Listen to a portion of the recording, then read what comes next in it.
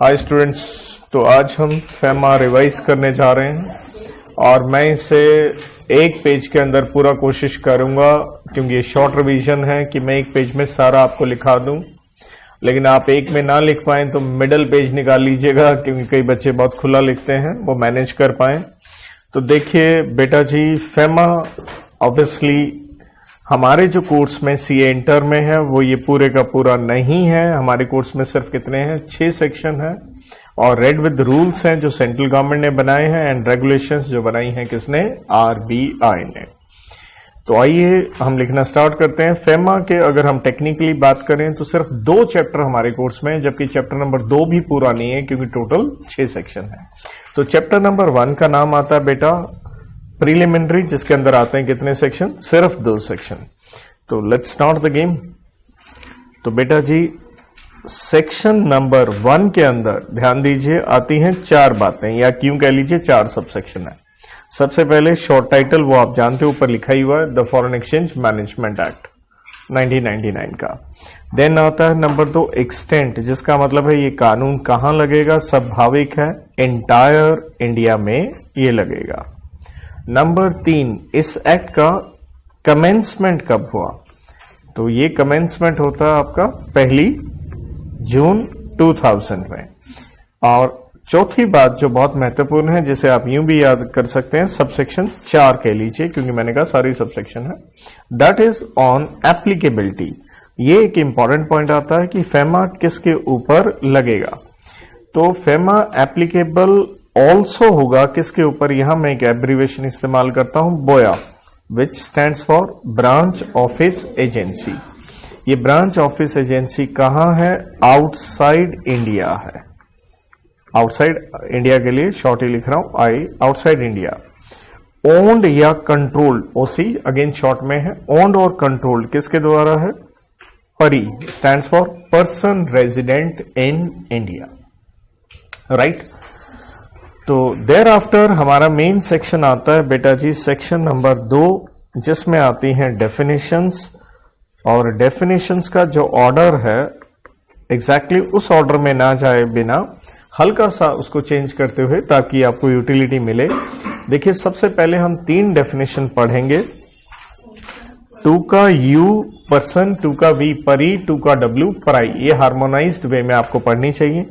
तो 2 का यू में पर्सन आता है और पर्सन में आप सारे जानते हैं 7 लोग आते हैं, that is individual, right. Individual आएगा, एचयूएफ आएगा, आपका company, firm, right, oblique oblique डाल रहा हूं, चाहे कॉमा कोमा डाल लो, जो भी आपको ठीक लगे।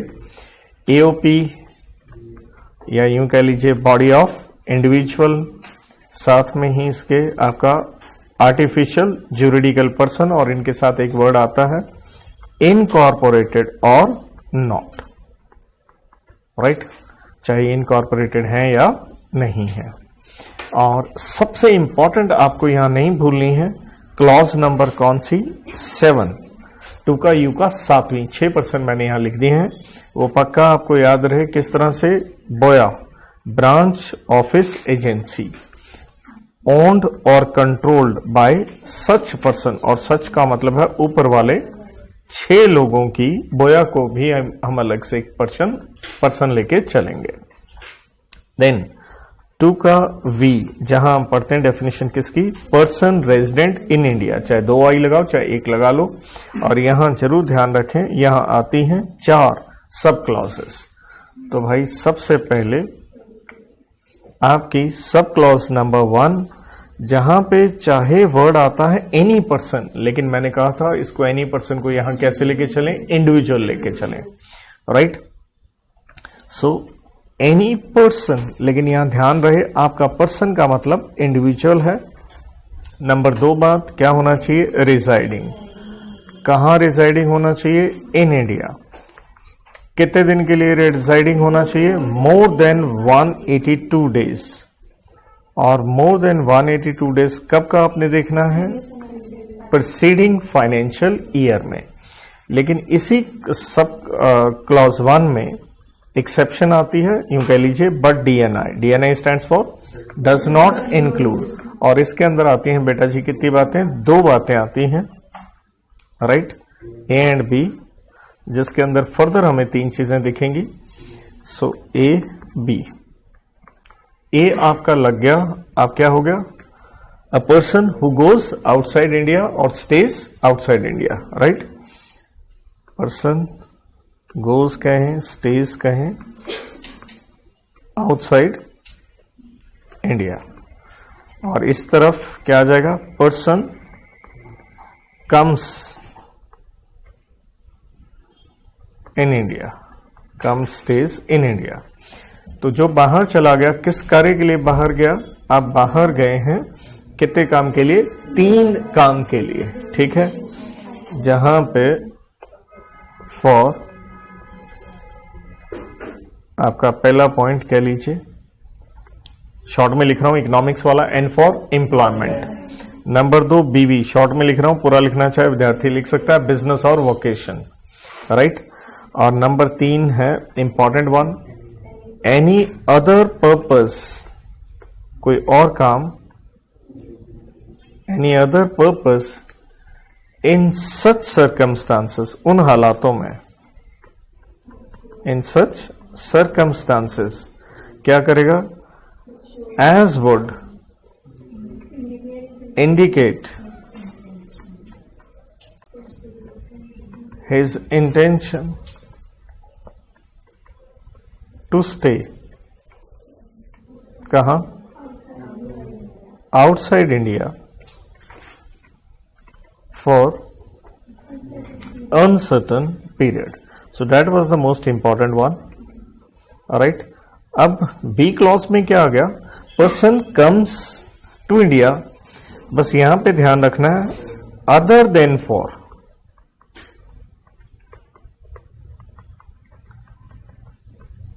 मतलब एक्सेप्शन की फर्दर एक्सेप्शन, यही 3 काम, यही टिक टिक टिक जाएगा। बस यहां जहां आउटसाइड इंडिया था वहां वर्ड क्या लगा देंगे, in India for uncertain period. Thereafter आपकी clause number, sub clause number आ गई 2, इजी थी। यहां क्या था, कोई भी पर्सन या बॉडी कॉर्पोरेट क्या होनी चाहिए, रजिस्टर्ड कहें या इनकॉर्पोरेटेड इन इंडिया, ये कंपनी के लिए पॉइंट था, ठीक है जी। इसके बाद सब क्लॉज 3 एंड 4 दोनों ही सिमिलर हैं, एक एक वर्ड में बदलाव होगा। 3 में क्या था, ब्रांच ऑफिस एजेंसी ओन्ड और कंट्रोल्ड, और ओन्ड और कंट्रोल्ड, चलिए पहले मैं इन इंडिया वर्ड लगा देता हूं। बस यहां पे वर्ड आपने ध्यान रखना है, बाय पराई, व्हाट इज पराई, पर्सन रेजिडेंट आउटसाइड इंडिया। और बस यहां पे आप क्या करेंगे, इनको आप क्या कर दीजिए, आउटसाइड इंडिया कर दीजिए, और बाय में आप क्या कीजिए, यहां लगा दीजिए PIRI, person resident in India. तो ये 3 डेफिनेशन का आपको हार्मोनियस कंस्ट्रक्शन पता होना चाहिए। और इसके बाद मैं जो नेक्स्ट डेफिनेशन में कहता हूं कि एक अलग डेफिनेशन की आपकी कैटेगरी बन जाती है, वो बन जाती है आपकी किसके ऊपर, फॉरेन एक्सचेंज वाली के ऊपर, जिसके क्लॉजेस को याद रखने के लिए मैंने आपको एक निमोनिक बना के दिया था। हिम को कवीन ने क्या कहा, नो, नो वाला सबसे क्रूशियल था। ये 2 क्लॉजेस, नो कह दिया और आखिर में क्या था, तुम सी हो। इस तरह से ये आपकी 7 डेफिनेशन आती हैं, जिसमें सबसे पहले आ गया आपका 2 का H में करेंसी, और करेंसी की डेफिनेशन जो है वो इंक्लूसिव है। तो पहला वर्ड आ गया जी इंक्लूड्स, और इसके अंदर कितनी बातें आएंगी, इसके अंदर आएंगी 4 बातें। 4 बातों में क्या आएगा, सबसे पहले आ गया आपका करेंसी नोट्स, ठीक है जी। एंड देन आ गया पोस्ट ऑफिस का, आप पोस्टल ऑर्डर कहें, पोस्टल नोट कहें, मनी ऑर्डर कहें। देन आ गया जी आपका बैंक का, आप चेक कहें, आप ड्राफ्ट कहें, आप चाहे ट्रेवलर चेक कहें या LOC, लेटर ऑफ क्रेडिट। और सबसे महत्वपूर्ण इसमें था कार्ड्स वगैरह, ATM, डेबिट कार्ड, ये वो, इससे क्या क्रिएट हो रही है, आपकी एक फाइनेंशियल लायबिलिटी क्रिएट हो रही है, ये जरूर ध्यान रखें। और चौथा नेगोशिएबल इंस्ट्रूमेंट का था, जिसको कह लीजिए bill of exchange and what promissory note.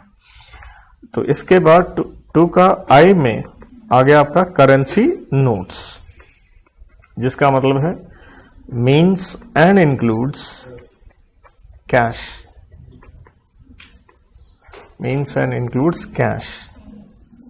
और कैश किस में होगा? In the form of coins and bank notes, right. Then आ गया बेटा जी आपका 2 का M, that means foreign currency. बहुत ही सिंपल था। Other than means other then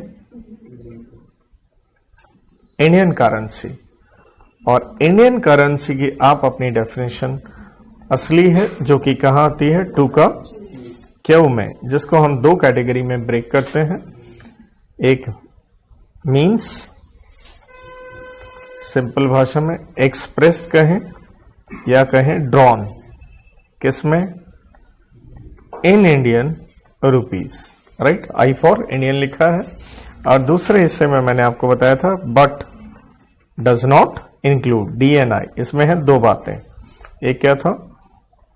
special bank note, and नंबर दूसरा special 1 rupee note issued under section 28 का A of RBI act of 1934। इतना मैं यहां लिख के ऐसा नहीं दे रहा हूं, वैसे भी स्टडी मैट में इंडियन करेंसी की डेफिनेशन ही। अब हमारी 2 महत्वपूर्ण डेफिनेशन, जिसमें से नो जो मैंने कहा था, सेक्शन नंबर 2 का कुछ इससे पहले वाला थोड़ा रह गया हो तो उसको मूव करके आप बस आगे बढ़ते जाओ। अगर यहां से कुछ रह भी गया बाद में, लेकिन लिखते जाइए थोड़ा स्पेस छोड़ते हुए।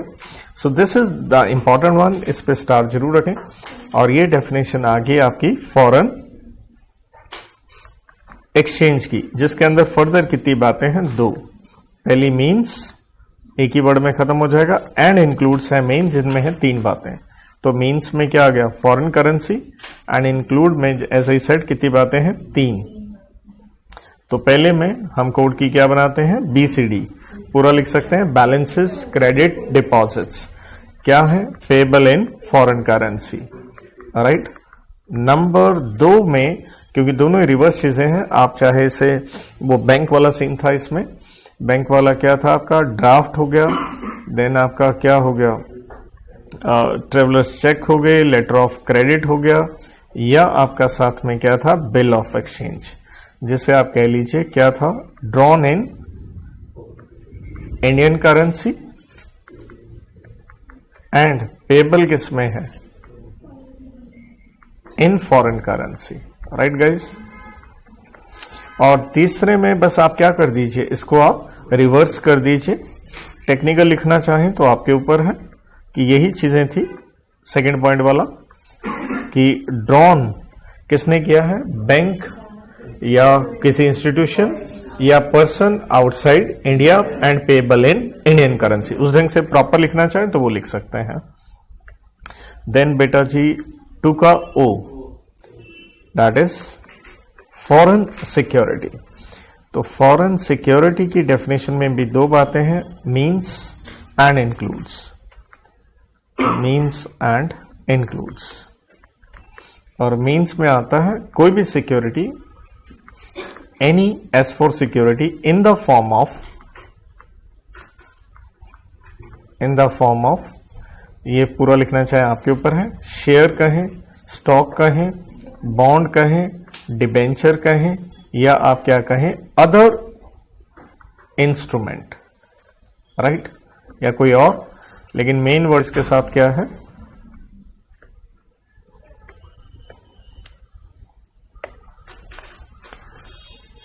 The word over here is instrument, जो कि एक्सप्रेस्ड या यूं कह लीजिए डिनोमिनेटेड किसमें है? इन फॉरेन करेंसी, कि फॉरेन करेंसी में डिनोमिनेटेड है। एंड इंक्लूड्स, सेम यही, security expressed in foreign currency. और अब हैं 2 बातें, उसका क्या, रिडम्पशन, या फिर उसका क्या, रिटर्न। और रिटर्न किस फॉर्म में होगा, इंटरेस्ट या डिविडेंड। पूरा लिखना हो पूरा लिख लें, मैं थोड़ा शॉर्ट में लिख रहा हूं कि ये दोनों क्या है, पेबल है। किसमें पेबल है, in Indian currency, right.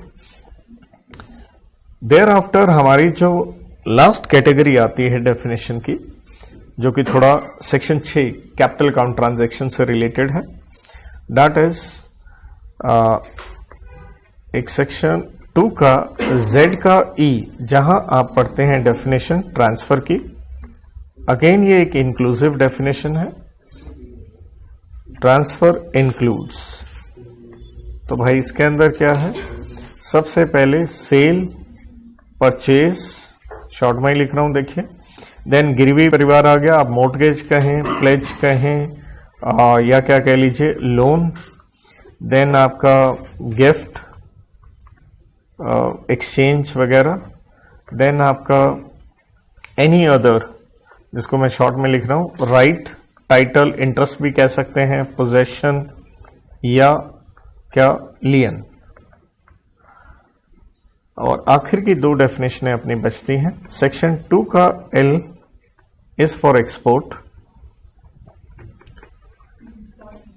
Right, और P में आपका आएगा इंपोर्ट के ऊपर। तो एक्सपोर्ट में और इंपोर्ट में कॉमन लाइन क्या आती है, with its grammatical variations, grammatical variations and cognate expressions. Means में है यहां पे 2 बातें, एक गुड्स से रिलेटेड, एक सर्विसेज से related. Taking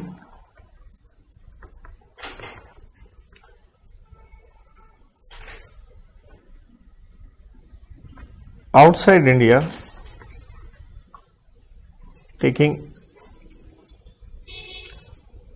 taking from India to a place outside India.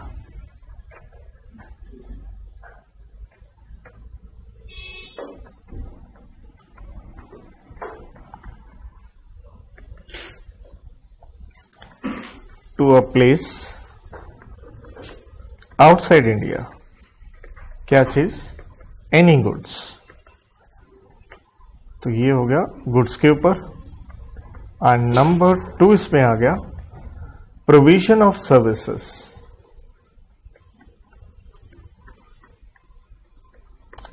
कि आप सर्विसेज दे रहे हैं, अंडरस्टूड है, फ्रॉम इंडिया, अगेन वही चीज, to a place outside India. And then the last definition is 2 का P के अंदर इंपोर्ट की। और इंपोर्ट की डेफिनेशन में सेम वही लाइन पहले, with its grammatical variations and cognate expressions. Means बहुत ही simple, bringing into India any goods और व्हाट, सर्विसेज। तो इसके साथ आपकी डेफिनेशन होती है समाप्त। और यहां से स्टार्ट होता है आपका चैप्टर नंबर 2, जिसका नाम है रेगुलेशन एंड मैनेजमेंट, किस चीज का, ऑफ फॉरेन एक्सचेंज। लेकिन ध्यान दीजिएगा, चैप्टर चाहे आता है सेक्शन 3 से लेके कितना, 9, लेकिन अपने को याद रखना अपने कोर्स में कितना है, 3 से 6 ही है। सो सेक्शन 3 जहां हमने पढ़ा कि भाई साहब क्या है, रिस्ट्रिक्शन है जी। और रिस्ट्रिक्शन किसके ऊपर है, ऑन डीलिंग है में, किसकी डीलिंग में, ऑफ 2 बातें, फॉरेन एक्सचेंज या foreign security, unless permitted by RBI, जो कि हम जानते हैं आरबीआई की रेगुलेशन में है, राइट। और बेटा इसके अंदर आती हैं आपकी 4 sub clauses, B, C and D, जहां मैंने आपको एक निमोनिक करवाया दीपिका पादुकोण रणबीर के साथ उसकी फाइनेंशियल ट्रांजैक्शन, राइट। तो पहला था आप कोई डीलिंग नहीं करेंगे, और ये रोक किसके ऊपर है? कोई भी पर्सन हो, नो पर्सन, कोई भी आदमी ऐसा कर नहीं सकता। हाँ, एक्सेप्शन जरूर है, unless through what? Unless through authorise person. और ध्यान दीजिए हमारी एक डेफिनेशन 2 का सी रह गई थी, वो यहीं पे हम कवर अप कर रहे हैं, अनलेस थ्रू ऑथराइज्ड पर्सन। तो ये हमारी रह भी गई थी, इसको अभी हम कर लेंगे। और देन आ गया जी आपका पी से no person shall make payment वाला था, right. No person shall make payment, ठीक है। और क्रेडिट ऑफ व्हाट? PROI। जैसे आप अपने भाई का इंश्योरेंस, उसका सिप, वो एग्जाम्पल भी लिखना हो तो लिख सकते हो। डीलिंग वाले में क्या था, कोई अंग्रेज इंडिया में आया, आपसे सामान खरीद के क्या दे रहा है? डॉलर, तो आप नहीं ले सकते हो। देन हिंदुस्तान के बाहर से आप पैसे नहीं ले सकते हो, अनलेस में यहां 2 बातें थी, अनलेस थ्रू, एक तो ऑथराइज पर्सन था, एंड सपोर्टेड बाय, पूरा लिख देता हूं चलो, ये supported by corresponding inward remittance, corresponding inward remittance की वो सबूत आपके पास होने चाहिए। देन आखिर में था आपका फाइनेंशियल ट्रांजैक्शन का मतलब क्या था? एनी ट्रांजैक्शन कहां करी? इन इंडिया, और उसका कंसीडरेशन क्या है? The consideration of which is acquisition of, यूं कह लीजिए, financial asset outside India. Hindustan के बाहर आपको एसेट मिल रहा है। और फाइनेंशियल ट्रांजैक्शन का मीनिंग हमने उसकी एक्सप्लेनेशन में 5 बातें करी थी, जिसमें क्या हो गया? चाहे कोई पैसा क्या करना? पेमेंट, चाहे क्या करना? नंबर 2 रिसीट, चाहे क्या करना हो गया आपका ये कोई भी bill of exchange, negotiable instrument वगैरह कह लीजिए, आपने ड्रॉ, एक्सेप्ट वगैरह ये वो सब कुछ किया है। नंबर 4 आपने कोई सिक्योरिटी क्या करी है? ट्रांसफर करी है, the word is security. And number 5 acknowledgement of what? Date, right बेटा। देन आ गया आपका इसके साथ वो ले लीजिए ऑथराइज पर्सन की हम डेफिनेशन यही लिख लेते हैं, अंडर सेक्शन क्या? 2 का सी, मीन्स, जिसमें थी कितनी बातें? 4। चाहे आप इसे क्या कहिए? ऑथराइज डीलर कहें, चाहे मनी चेंजर कहें, चाहे ऑफशोर बैंकिंग यूनिट कहें, या एनी अदर पर्सन जिसको क्या मिली है? ऑथराइजेशन मिली है। ऑथराइज्ड अंडर सेक्शन कौन सा? 10 का 1 बाय आरबीआई देता है आपको ऑथराइजेशन। किस चीज की देता है? टू डील इन 2 चीजें, फॉरेन एक्सचेंज या फिर व्हाट? Foreign security. इसके बाद सेक्शन नंबर 4 जहां पे अगेन क्या आती है? रिस्ट्रिक्शन है, लेकिन अब ट्विस्ट क्या है? यहां रिस्ट्रिक्शन है ऑन होल्डिंग। यहां होल्डिंग है, मतलब 3 और 4 में बस एक पॉइंट पे आपको अप्रिशिएट करना है, यहां होल्डिंग वर्ड आया बेटा, और 3 में क्या था? 3 में थी आपकी रिस्ट्रिक्शन ऑन डीलिंग था। और डीलिंग ऑफ, होल्डिंग ऑफ, यहां 3 चीजें होगी, 2 तो सेम ही है, फॉरेन एक्सचेंज, फॉरेन सिक्योरिटी, और तीसरा था इमूवेबल प्रॉपर्टी। कहां पे? Outside I for India. लेकिन राइट, और ये रिस्ट्रिक्शन स्वाभाविक है, किसके ऊपर थी? परी के ऊपर थी,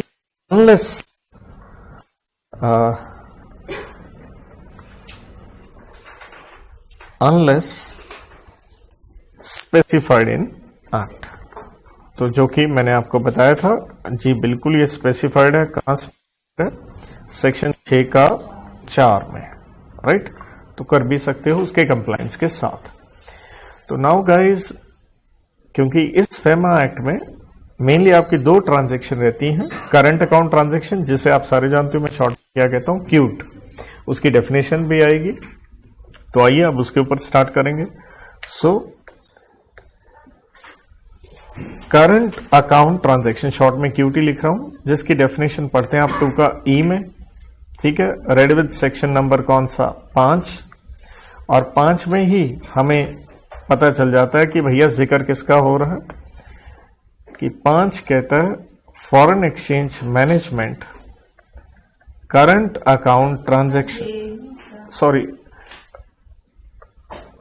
यहां पे 2 का जे फिल कीजिएगा, करंट अकाउंट ट्रांजैक्शन 2 का जे में।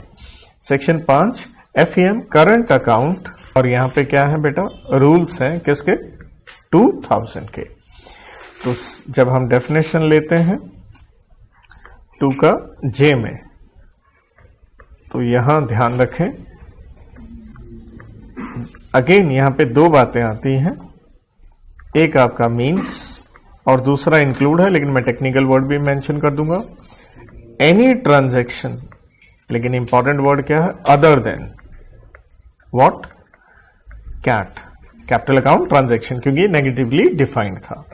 और दूसरी बात यहां क्या आती है, अगर पूरा बोलूं, without prejudice to the generality of foregoing, short में ही लिख रहा हूं क्योंकि इतना ना भी याद रहे, फोरगोइंग प्रोविजंस, मतलब दूसरा हिस्सा सिंपल क्या कह सकते हैं आप, इंक्लूड्स, चाहे ये लाइन ना याद हो। और इंक्लूड्स में बेटा कितनी बातें हैं, इसमें है आपकी 4 पॉइंट है। ठीक है, जिसको हम 2 कैटेगरी में ब्रेक कर लेते होते हैं। तो एक कैटेगरी आपकी किस पे आ गई, पेमेंट ड्यू, और दूसरी आ जाती है आपकी रेमिटेंस के ऊपर। तो इसको फर्दर आप 2 कैटेगरी में कर लीजिए यूं हेडिंग बनाते हुए, एक पेमेंट ड्यू और दूसरा आ गया रेमिटेंस फॉर।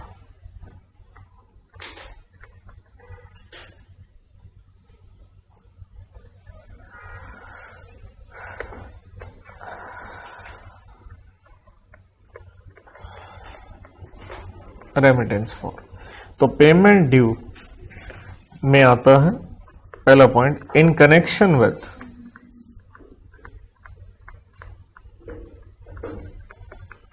यहां ध्यान रखना आपको, फॉरेन ट्रेड है, सर्विस है, तीसरी बात अदर करंट बिजनेस है, सी फॉर करंट बिजनेस है, एंड चौथी बात बहुत ही इंपॉर्टेंट है, short term banking and credit facility in the ordinary course of business. जी बेटा, in the ordinary course of business, right. और दूसरे हिस्से में आता है आपका interest on what, loans, and net income from what, investments, right, investment. और रेमिटेंस में भी आपकी 2 बातें हैं। सो क्लॉज 3, पहली बात, रेमिटेंस किसका किया था आपने, लिविंग एक्सपेंस।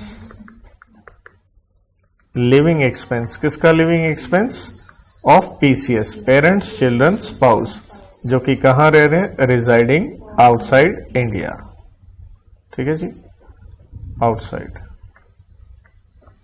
एंड नंबर 4 में इन्हीं का क्या चीज, इन्हीं पीसीएस का फॉरेन, जहां मैंने कोड की दी थी आपको, मेट, आपका medical, education and what, travel, right, इन्हीं पीसीएस का। तो इसके बाद कोट होती है आपकी सेक्शन 5 कोट होगा, उसके बाद अपने स्टार्ट हो जाएंगे रूल्स। तो गोइंग टू सेक्शन 5, क्योंकि इसको ढंग से करना चाहिए, क्योंकि सेम आंसर कहां दिखेगा, 6 का 1 में दिखेगा।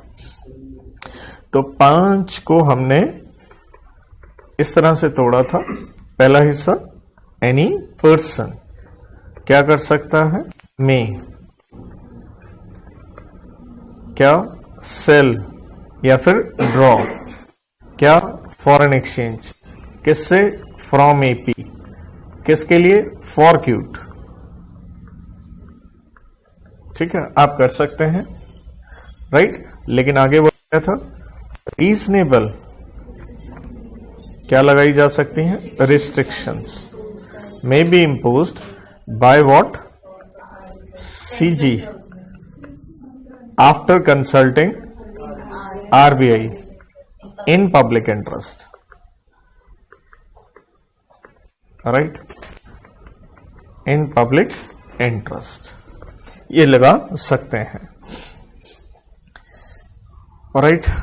अनलेस अगर आपने क्या लगाई है, अनलेस कोई रिस्ट्रिक्शन नहीं लगाई, क्यूट क्या है, फ्री है। और ये रिस्ट्रिक्शन मैंने आपको बता दिया था किससे है, रूल से है।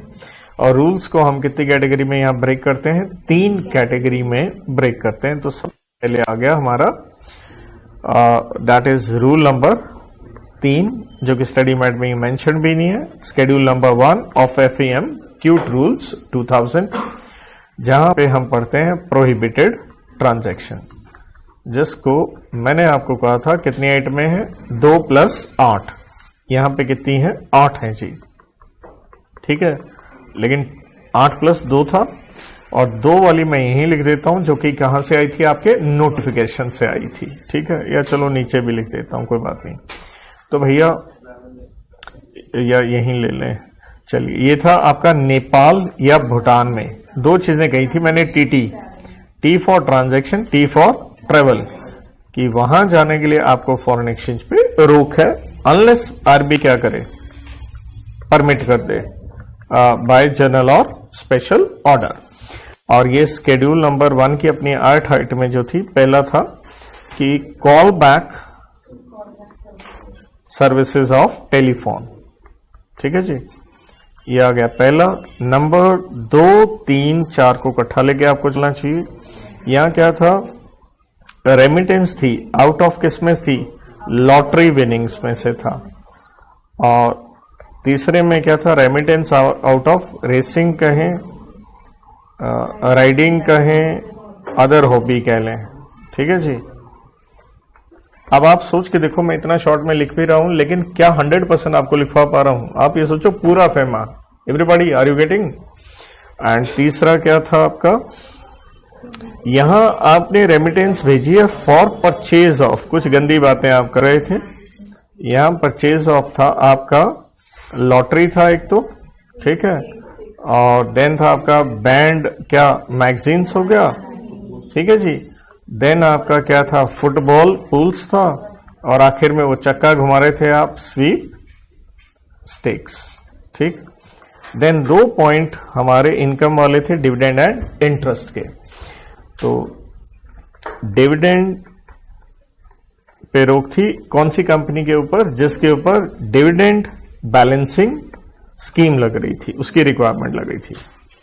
तो शॉर्ट में लिखूंगा, डिविडेंड बैलेंसिंग रिक्वायरमेंट।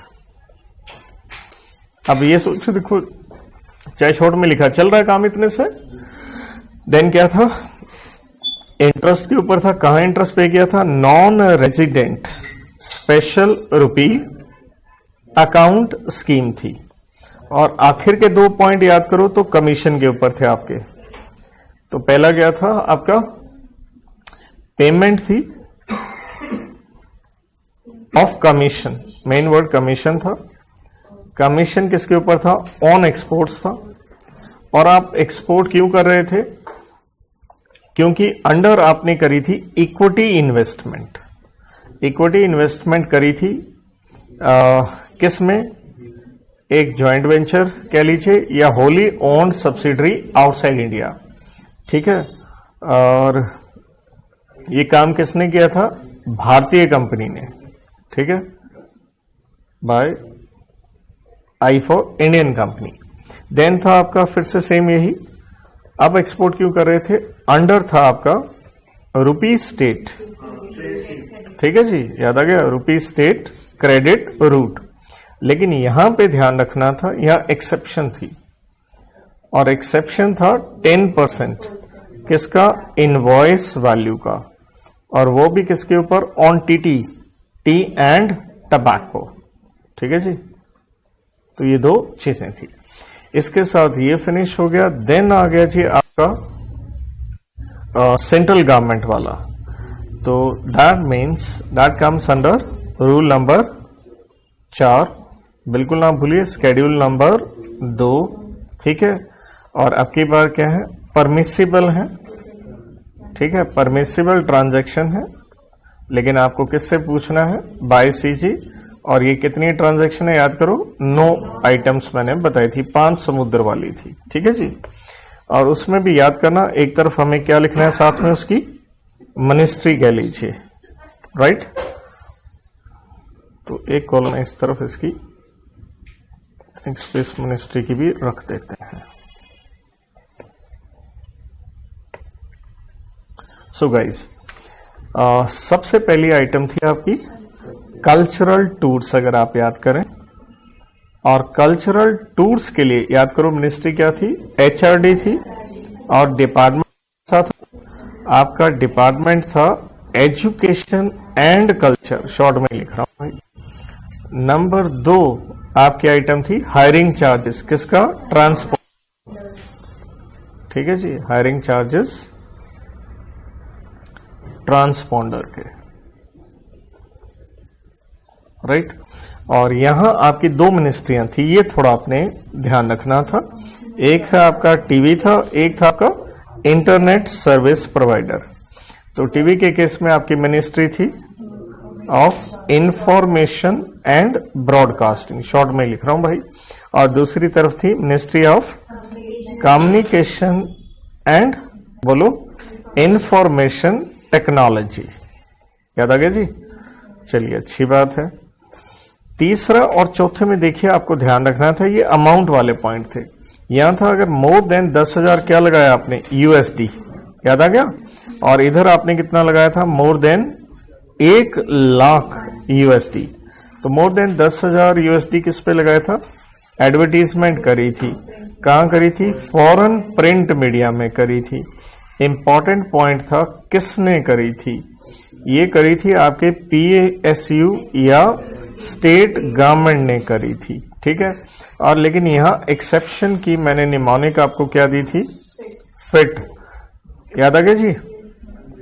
तो फिट में आपका एफ क्या था, फॉरेन इन्वेस्टमेंट था। आई से क्या था आपका, इंटरनेशनल बिडिंग था, ठीक है जी, international, B for bidding. And then था टूरिज्म को आप प्रमोट करना चाहते हैं। और यहां पे आपकी मिनिस्ट्री क्या थी, बोलो, मिनिस्ट्री ऑफ फाइनेंस, सही कहा बच्ची ने, मिनिस्ट्री ऑफ फाइनेंस। और डिपार्टमेंट कौन सा था, इकोनॉमिक अफेयर्स वाला था, ठीक है जी। देन 1 लाख से ऊपर वाले में हमारा क्या था, उसमें था हमारा प्राइज मनी थी, या क्या था, स्पॉन्सरशिप थी, किसकी थी, स्पोर्ट्स की थी, ठीक है जी। और स्वाभाविक है आउटसाइड इंडिया थी। और देन इसमें क्या था, इसमें भी एक्सेप्शन थी आपकी, और उसके लिए हमारा निमोनिक था INS, international national state level आपकी स्पोर्ट्स बॉडी थी। और यहां पे मिनिस्ट्री सोचो कौन सी थी, एचआरडी। और डिपार्टमेंट क्या था, यूथ अफेयर्स, यूथ के अफेयर्स, राइट, सही जवाब। एंड स्पोर्ट्स, खतरनाक चीज है। चलिए इसके बाद आपके 5 पॉइंट बड़े मैंने आसान किए थे, कैसे, समुद्र वाले बताए थे, अगर आप याद करें तो यहां पे थोड़ा सा ध्यान रखिए। 5, 6, 7, 8 एंड 9 ये सारे समुद्र के थे। पहले में क्या था बेटा, फ्रेट था, किस चीज का था, वेसल का था। और ये वेसल को क्या किया था, चार्टर किया था। किसने किया था, यहां आप थोड़ी गलती कर देते हो यहां पे पीएसयू था। और यहां की मिनिस्ट्री समुद्र वाली सेम ही थी, मिनिस्ट्री ऑफ सरफेस ट्रांसपोर्ट। और ब्रैकेट में क्या था बोलो, चार्टरिंग बैंक, बहुत बढ़िया। देन अगले में क्या था, आप इंपोर्ट किए हो, और इंपोर्ट कैसे किए हो, CIF basis, stands for cost insurance freight basis. किसने किया, यही पीएसयू। एंड साथ में क्या था, कोई गवर्नमेंट का डिपार्टमेंट। और मिनिस्ट्री वगैरह आपकी सेम थी। देन क्या थे आपके, मल्टी मॉडल, कौन, ट्रांसपोर्टर्स, जिसने क्या किया, अपने एजेंट्स अब्रॉड को क्या करी, पेमेंट करी। यहां क्या जरूरी था, registration certificate with what, director general of shipping. Then 8वें में आपने क्या पे किए थे, चार्जेस। किस बात के किए थे, कंटेनर क्या हो गए थे, डिटेन हो गए थे। और कितने पे किए, इन एक्सेस, ये था असली बात, in excess of the rate prescribed by DG of shipping. इसलिए यहां पे क्या था, state wage DG of shipping था। राइट। देन बेटा आपका 9th आ गया, स्टैंड्स फॉर मेंबरशिप। किसकी थी मेंबरशिप, P&I क्लब की, प्रोटेक्शन एंड इंडेमनिटी क्लब की थी। और यहां मिनिस्ट्री फिर से कौन सी थी, फाइनेंस। और कौन सी डिवीजन थी, इंश्योरेंस डिवीजन। और एक चीज ध्यान रखना था, कोई परमिशन नहीं चाहिए।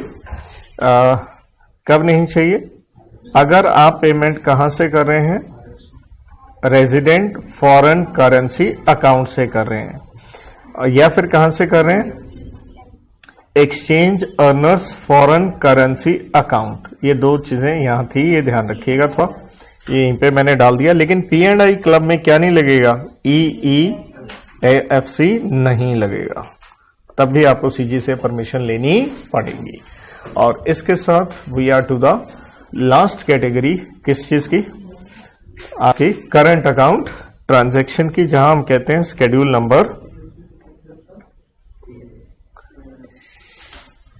नंबर आ गया आपका, आपके बाद 3 आ गया। तो रूल नंबर क्या था, 5 था। ठीक है जी। और अब की बार हमें किससे पूछना था,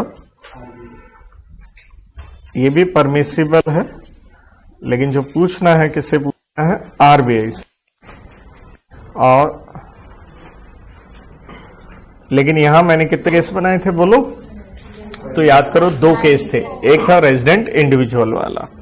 तो यहां ध्यान रखें अपना केस नंबर 1, अगर आप क्या है, इफ रेजिडेंट इंडिविजुअल। और सीधा सीधा बोले तो अपने कितने पॉइंट थे, 9 पॉइंट्स। वैसे मैंने कहा था कोई अदर भी हो सकता है।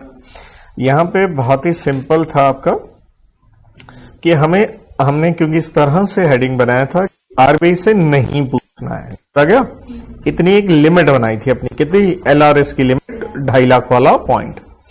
तो यूं था, इधर ये हेडिंग याद रहे, अप्रूवल नॉट रिक्वायर्ड, नहीं पूछनी। ठीक है जी। तो अपना पहला पॉइंट क्या था बच्चों लोग, आपका गिफ्ट, फिर क्या था, डोनेशन। ठीक, तो पहला आ गया जी गिफ्ट, नंबर 2 आ गया डोनेशन। और ध्यान दीजिएगा ये पर एनम पर पर्सन था। ठीक है।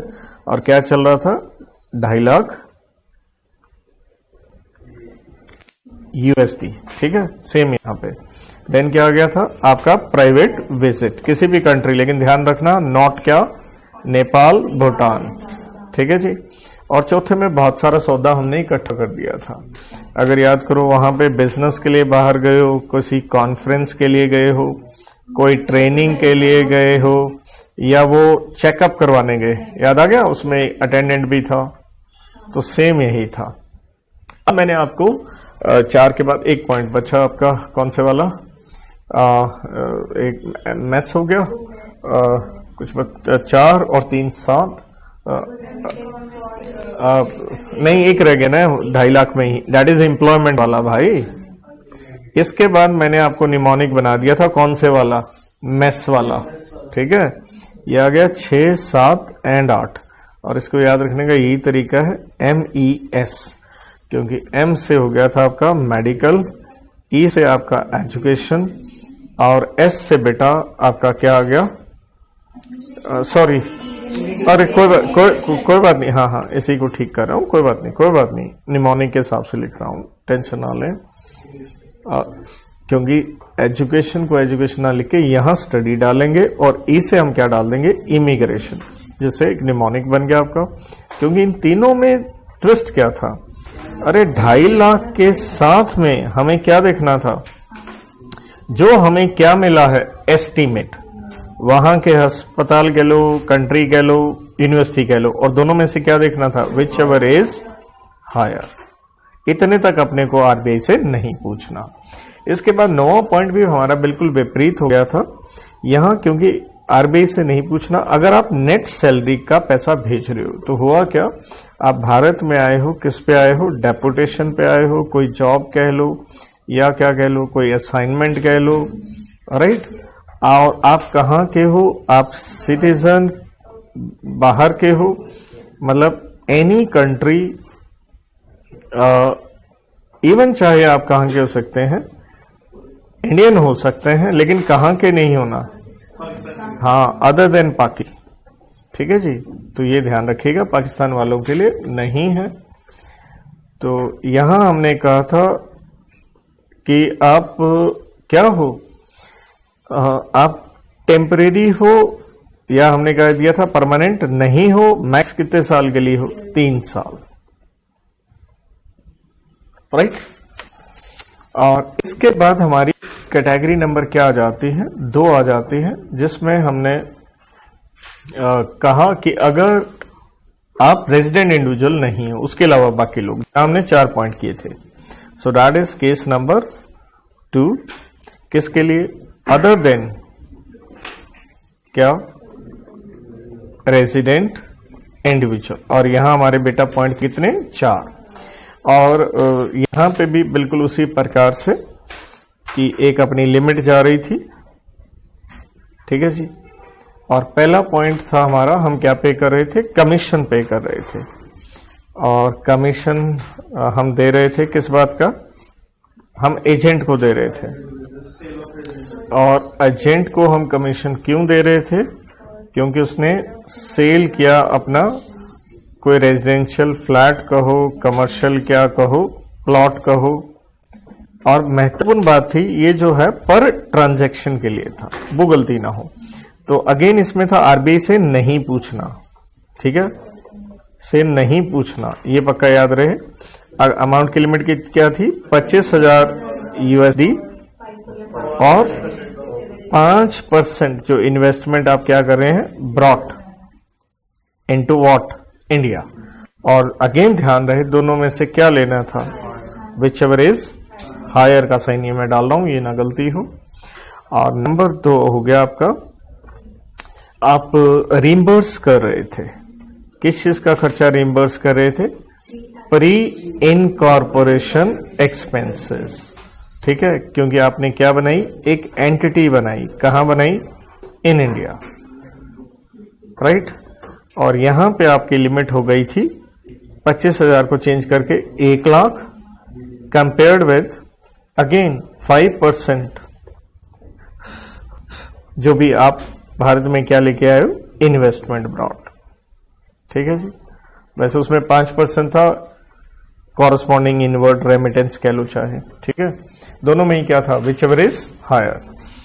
और यहां पे भी अगर आपको याद हो, इन दोनों पॉइंट के लिए भी क्या था, सेम वही, EEFC नॉट अलाउड, इन दोनों के लिए था। एक्सचेंज अर्नर्स फॉरेन करेंसी वाला अलाउ नहीं होगा।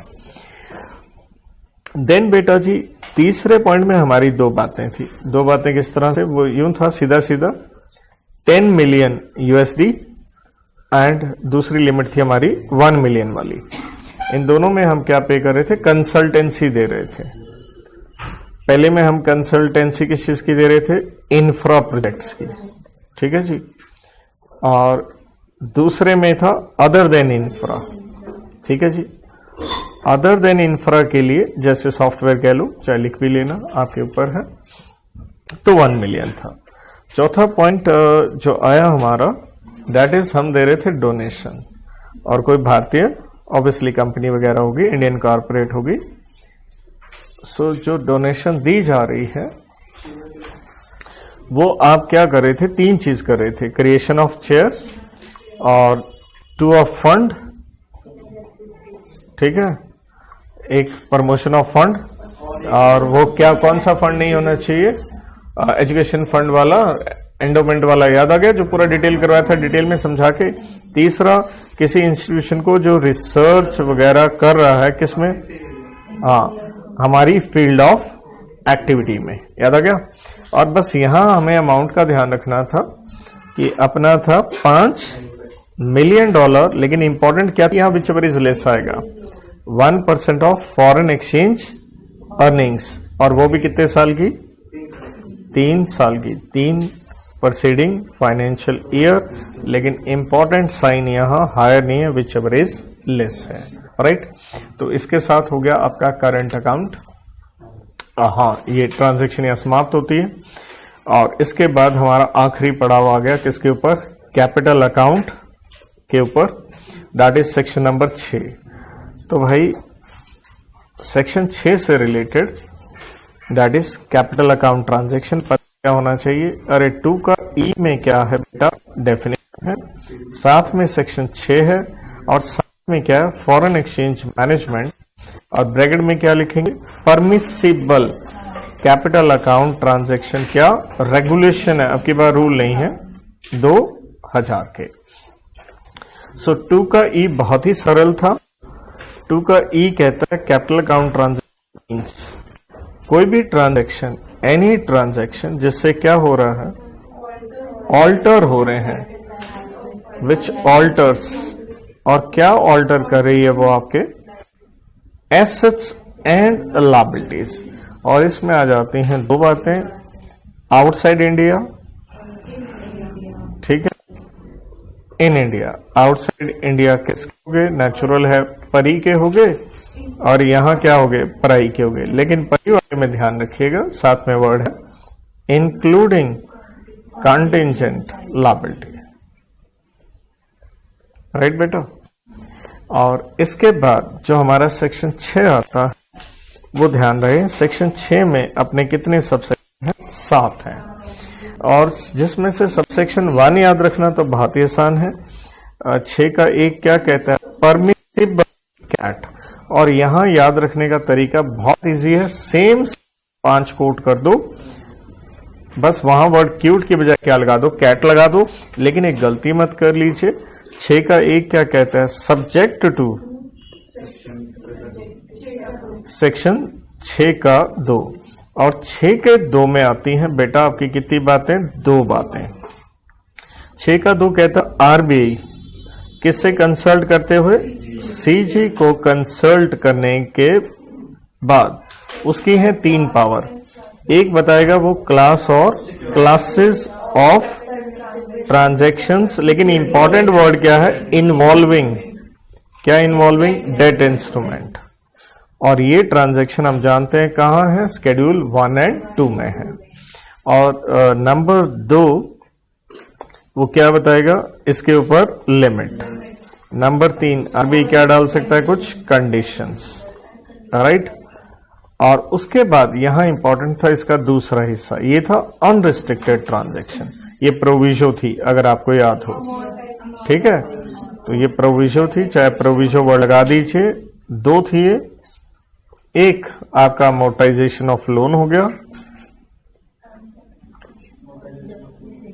और दूसरा हो गया डेप्रिसिएशन ऑफ डायरेक्ट इन्वेस्टमेंट, ठीक है जी।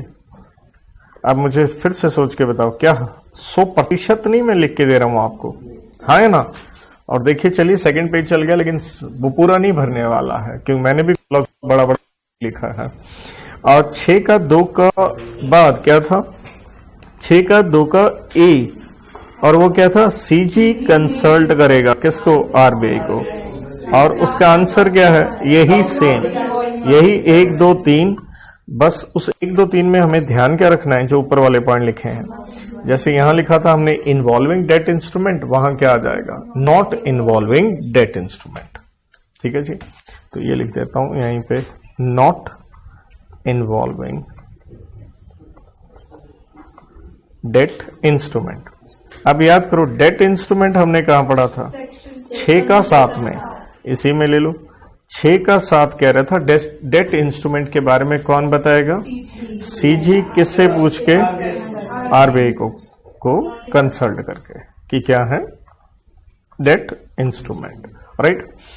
और 6 का 3 तो क्या हो गया था, बता दिया था आपको मैंने, ये क्या हो गया, ओमिट हो गया। असली कहानी तो किस पे थी, 6 का 4 पे ही थी, लेकिन एक लल्लू सा था 6 का 6, याद है 6 का 6, वो था आपकी क्या है, ये था परमिसिबल ट्रांजैक्शन किसके लिए? फॉर बोया। बोया किसकी है?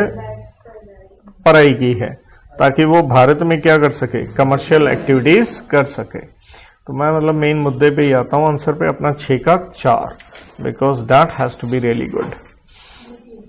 सो गाइस, हाँ जी, ओके, लिख पा रहे हो जो बच्चे लिख रहे हैं मेरे साथ? ओके, तो भाई मेरे 6 का 4 में जब हम गए तो इसको थोड़ा सा तवज्जो दे लो, 6 का 4, because that was very important. तो सेक्शन 6 का 4 में क्या हुआ था? यहां परमिसिबल था, किसके लिए था? परी के लिए, ठीक है। पर्सन रेजिडेंट इन इंडिया क्या कर सकता है? परी में, याद करो कोड की क्या थी? हॉट आए, ठीक है। वो होल्ड कर सकता है, ऑन कर सकता है, ट्रांसफर कर सकता है, इन्वेस्ट कर सकता है। किस में कर सकता है? इन 3 बातें थी, foreign currency, foreign security, immovable property outside India. अब कंडीशन क्या थी? विच ही अक्वायर्ड, जो उसने क्या करी थी? अक्वायर करी थी, ओन या होल्ड कह लो, व्हेन ही वॉज, 2 बातें, या तो वो था पराई और इनहेरिटेड फ्रॉम पराई,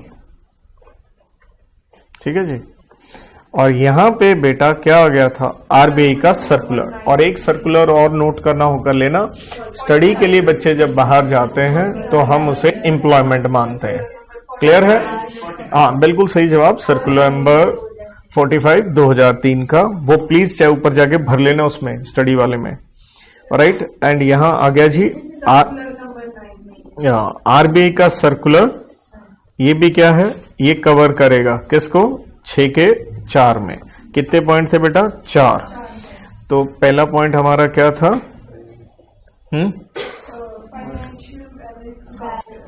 बहुत सही जवाब, इतना जल्दी सब कुछ मैं लिखे जा, बढ़िया बढ़िया। फॉरेन करेंसी अकाउंट्स, ठीक कहा बच्चे ने। ओपन्ड एंड मेंटेन्ड कब? जब आप क्या थे? व्हेन पराई, ठीक है। नंबर 2 क्या था? हाँ, सही जवाब। इनकम किससे थी? फ्रॉम। यहां पे 5 चीजें थी, ठीक है। पहली बोलो, एम्प्लॉयमेंट। एम्प्लॉयमेंट को नहीं लिख रहा हूं, बिजनेस, वोकेशन, गिफ्ट, इनहेरिटेंस। 5वां, हाँ सही जवाब, इन्वेस्टमेंट, ठीक है। वहां से कोई आपको इनकम आ रही है। और नेचुरल आंसर क्या था? व्हेन आप क्या थे? पराई थे। तीसरा नहीं यहाँ थी, फॉरेन एक्सचेंज, ठीक है। प्लस उसके ऊपर होने वाली इनकम, ये आपको मिली थी किससे? इनहेरिटेंस से, फ्रॉम पराई। और ऑब्वियसली क्लॉज नंबर 4 सबसे इंपॉर्टेंट था। क्या था बोलो? हाँ, देखो मैंने कुछ पूछा नहीं, आप पूछ रहा हूं, सही बात। ये था फ्री यूटिलाइजेशन, कर सकता है परी। परी कर सकता है, कब कर सकता है? फ्री यूटिलाइजेशन किसका? इलिजिबल एसेट्स, हाँ, जो आपके कहाँ है? बाहर है। प्लस उसके ऊपर होने वाली क्या? इनकम, ठीक है। आप इस्तेमाल कर सकते हैं किस में? कोई भी पेमेंट करने में, या क्या करने में? फ्रेश इन्वेस्टमेंट बेटा, फ्रेश इन्वेस्टमेंट। वो भी कैसे? Without RBI approval. और लेकिन कंडीशन क्या थी? एक्सक्लूसिवली आउट ऑफ फंड्स, मतलब वो उसकी कॉस्ट क्या नहीं होनी चाहिए? एक्सीड ना करे, ठीक है। थोड़ा शॉर्ट में ही लिख रहा हूं। फेमा की क्या करते हुए? कंप्लायंस, ठीक है जी। ये हो गया 6 का 4। इसके बाद 6 का 5 तो क्या हो जाता है? मुफ्त हो जाता है, क्योंकि आंसर को क्या करना था? अपने को रिवर्स करना था, ठीक है जी। तो सेक्शन 6 का 5 किसके लिए था? पराई के लिए था। मेरे ख्याल में कुछ लिखने की जरूरत नहीं होगी, सिंपली क्या कर दो, रिवर्स कर दो। सिर्फ फॉरेन करेंसी को क्या कर दोगे? Indian currency. फॉरेन सिक्योरिटी को क्या कर दोगे? आप सिक्योरिटी कर देंगे। ठीक है। इसके बाद हमारा कंसेप्ट गया था कुछ प्रोहिबिटेड ट्रांजैक्शंस हैं। किसके लिए? मेन था पराई के लिए। प्रोहिबिटेड ट्रांजैक्शन है। वैसे तो हमने इसको भी 2 कैटेगरी में लिया था, परी एंड पराई के लिए, क्योंकि आप में से किसी का फेवरेट था किम। ठीक है, याद आ गया? अरे वो नॉर्थ कोरिया का पागल।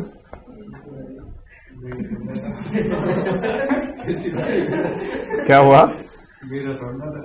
चलिए, जिसका भी था, परी एंड पराई वाला अपना मेन था। तो आप परी कहां पैसे नहीं लगा सकती? Democratic People's Republic of Korea में नहीं लगा सकती। ये तो हो गया खत्म। पराई के लिए 5 पॉइंट थे। क्या नहीं कर सकता? इन्वेस्ट किसमें? किसी इंडियन एंटिटी में। याद आ गया? अगर वो इंडियन एंटिटी क्या है? एंगेज्ड है या प्रपोज टू एंगेज है। ठीक है जी। तो इसलिए आपके प्रपोजल और एंगेजमेंट दोनों ही क्या होने चाहिए? ठीक होने चाहिए।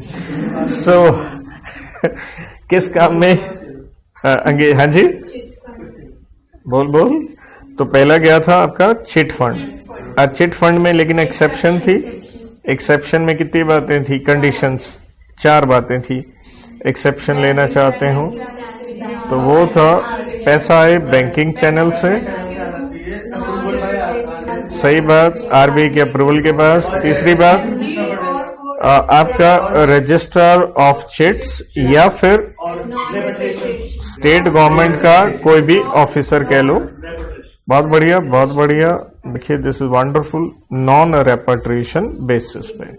अगले तो लल्लू से पॉइंट थे। निधि कंपनी हो गई, ठीक है। एग्रीकल्चर प्लांटेशन हो गया, ठीक है जी। और रियल एस्टेट आ गया बेटा। तो रियल एस्टेट बिजनेस में, रियल एस्टेट बिजनेस के साथ क्या था? साथ में अरे कंस्ट्रक्शन थी फार्म हाउस की, ठीक है। हाँ, सही जवाब यहां लगी एक्सेप्शन। हाँ, तो यहां थी डेवलपमेंट कर रहे थे हम किसकी? टाउनशिप की। सो देवी जी एंड देव डेवलपमेंट ऑफ टाउनशिप आ गया। यहाँ पे कहीं कुछ और लिख लो, डेवलपमेंट वर्ड लिखा है मैंने, कहीं कुछ और बना दो। सो इसके बाद और क्या था? बोलो। डेवलपमेंट नहीं, इसके साथ कंस्ट्रक्शन भी तो आ गया ना। कंस्ट्रक्शन आ गया और देन आ गया आपका REITs, real estate investment trust, ठीक है। और 5वां क्या था? Trading in TDR, stands for transferable development right. यहां क्या हुआ था? लैंड आपने क्या करी थी? सरेंडर करी। किसको करी? कोई भी गवर्नमेंट को, सीजी या एसजी को। किस में सरेंडर करवाई गई थी? पब्लिक इंटरेस्ट में। और क्या नहीं दिया था? कॉम्पनसेशन नहीं दिया। और अब आप इसका क्या करें? ट्रांसफर कैसे कर सकते हैं? होली और in part, right guys. So now we are to schedule number कौन सा? 1 and 2। जो हमने कहा था परमिटेड क्या है? कैट है। हाँ, बिल्कुल ठीक, निमोनिक बोला आपने। सो इसको हम ये बना देते हैं एक चार्ट टाइप। हाँ, इसको यूं बना देते हैं भाई।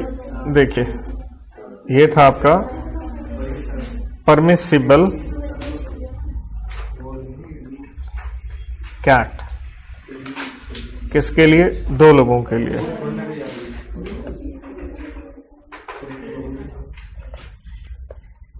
और दोनों का आंसर लगभग सेम ही जाएगा, ठीक है जी।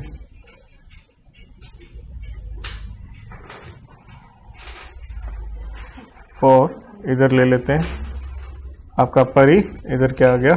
पराई आ गया। याद करो कितनी आइटमें बनाई थी इसके लिए? 10 बनाई थी। इधर कितनी थी? 8। और हमारी कोड की क्या थी, स्कीम LIC की। ठीक है जी।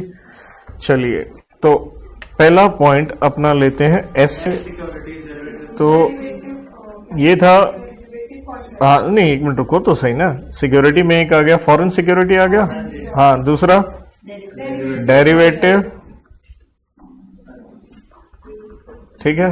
और कुछ भरा था हमने इसमें, वो सोचो, पक्का है, हाँ सही है, दो थे। और इधर भी क्या आ गया, ये दोनों सेम, टिक मार रहा हूं यहाँ पे, टिक का मतलब same, Indian security and derivative. Then आ जाओ, सही, ये बच्चे ने ठीक कहा, लोन वाला। लोन में क्या क्या लिया था, उसको मैंने 3 में करवा दिया था आपको, लिया दिया हमने, चाहे तो मैं वैसे लिख दूं ना, लिया दिया वैसे लिख दूं, लिख दिया भाई, या तो हमने लिया है या दिया है। फिर आगे जी गारंटी, और बोलो थप्पड़, ये था फॉरेन करेंसी लोन्स जो हमने रेज किए थे, ऐसे था ना बेटा। अब इधर क्या था बोलो पढ़ाई में, सही जवाब बच्चे ने कहा, यहां लोन नहीं अपन यूज किए थे, यहां अपन वर्ड यूज किए थे बिटवीन, याद आ गया। और में क्या था, गारंटी तो था ही, राइट, ये सब। देन आई से हमारे कितने पॉइंट थे, 2 थे, सही बात। एक आ गया जी आपका इमूवेबल प्रॉपर्टी आउटसाइड इंडिया, और दूसरा क्या था, आई से आपकी इंश्योरेंस पॉलिसी, ठीक। यहां पे वो इन इंडिया हो जाएगा, ठीक है, इंश्योरेंस वाला पॉइंट यहां नहीं था। देन अपनी सी से कितने पॉइंट, सही कह रहे हो, करेंसी था, चलो लिखो, करेंसी का क्या था, एक्सपोर्ट इंपोर्ट, याद आ गया, होल्डिंग वगैरह। देन इसी में फॉरेन करेंसी अकाउंट्स भी था, इसी में था कैपिटल एसेट में से रेमिटेंस, जो कि कहाँ है, आउटसाइड इंडिया। यहां वाले वो रिवर्स कर ही लोगे आप, ओके। और एंड में वो भी बता ही दूं कि भैया क्या, एंड में ये याद रहे, ये डायलॉग ना भूलिएगा, कौन सा, एक तो भाई आपका जो कैट है वो जनरली क्या होती हैं, प्रोहिबिटेड होती हैं, ठीक है, जनरली प्रोहिबिटेड अनलेस परमिटेड, मतलब ये पता होना चाहिए ना। और क्यूट क्या होती है, जनरली अलाउबल या फ्री कह लो, ठीक है। और एक इंपॉर्टेंट बात और थी इन दोनों से रिलेटेड, LRS किसके लिए थी, दोनों के लिए थी, ठीक है जी, 1 हो 2 हो, समझ गए ना, वो 2.5 लाख वाली। और LRS की भी अलग से point, just to have a recall value, even वो माइनर के लिए था, उसमें नेचुरल गार्डियन के हस्ताक्षर हो जाते हैं, क्लबिंग की सुविधा भी थी, याद आ गया, राइट।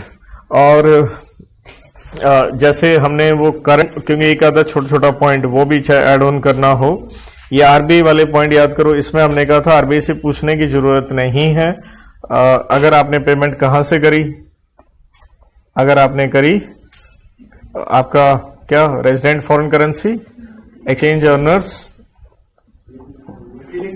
नहीं मैंने शायद लिखा नहीं, एक इंटरनेशनल कार्ड भी तो था, याद है, वो EFC लिख दिया था मैंने, वो 2 पॉइंट में नहीं लगेगा यहाँ पे, ठीक है।